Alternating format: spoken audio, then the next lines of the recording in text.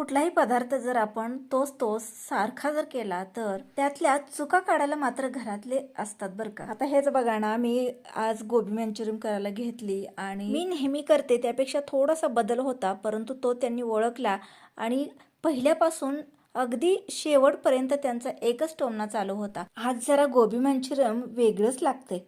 म्हणजे याचं सांगण्याचा एकच उद्देश आहे की याच्यापेक्षा आणखीन चांगले व्हावं असे मुद्दाम टोमणे असतात बरं का।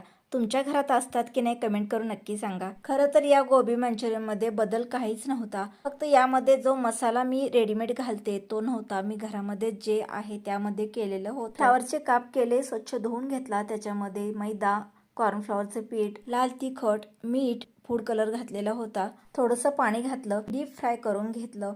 त्यानंतर एका कढईमध्ये हिरवी मिरची, कांदा आणि पाहिजे ते सॉस घालून मस्तपैकी फ्राय केलं। फोडणीतही कॉर्नचे पीठ घालायचं आहे। चला मग व्हिडिओ आवडला तर सबस्क्राईब करा।